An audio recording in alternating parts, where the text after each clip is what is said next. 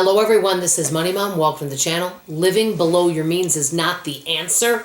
Let's get started and talk about it. I know many people that live way below their means. They're what I call extreme frugal, but they are struggling to make ends meet. I actually know a few people that are older than me that are really having a hard time. They have cut everything to the bears to the bone, but they're still struggling. Why? Because they have some expenses like some medical debt. That's an example right there. I know somebody in that situation. Or their bills are more than what their income is. And maybe even their bills aren't more than their income, but they can't handle when large emergencies happen. What I call chronic debt. So why is it not okay to just simply live below your means? I know many people that do, and they thrive because they have extra money. Like they might say, I live off $12,000 a year. But when you listen to that video, they'll even admit, hey, I make more than $12,000, but this is what I live off. I'm investing the rest of it, right?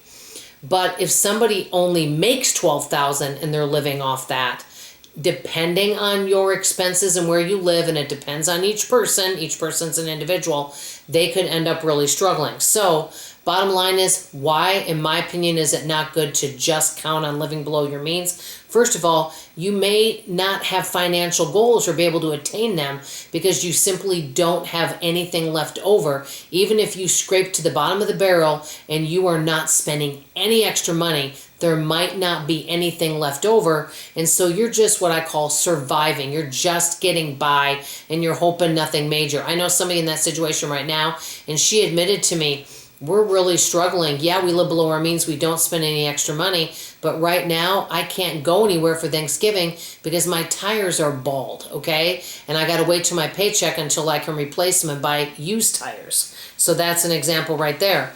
Which kind of brings me to number two. You may not have enough money to save for a large expense. Now, people that are living below their means may not be homeowners, and I know many people that are on a frugal budget that live below their means and are really good with what I call budgeting. Just because you're budgeting doesn't mean, and living below your means doesn't mean you're thriving.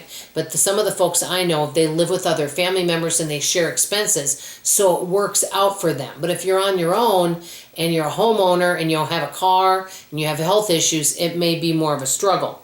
So it would be harder to plan for large expenses. And depending what that large expense is, if it's something that you need that maybe health insurance doesn't cover, or maybe there's some things that go on with your car. Let's say that you do work, but you don't make a lot of money and you drive to and from work every day and your car's getting older and you're kind of just putting Band-Aids on it to keep it together, and all of a sudden your car has a great big expense. Then you may have to kind of go in debt to pay that off because you don't have but maybe $100 left over after the paycheck, even though you've cut everything to bare bones budget. So you may not be able to handle large expenses such as house, I put this down, car, which I just said, health. Not everything is covered by health insurance, as we know, okay? Loss of income, like let's say that you do work retail and maybe your hours get cut, that can happen. Or just unexpected expenses in general, right? So what happens in this situation, and I know several people that live a bare bones budget, but what ends up happening is they end up in what I call financial instability and chronic debt, and they're always struggling. And with that, maybe their income does not go up, but their expenses do. So their health insurance goes up, and it might not even be by that much.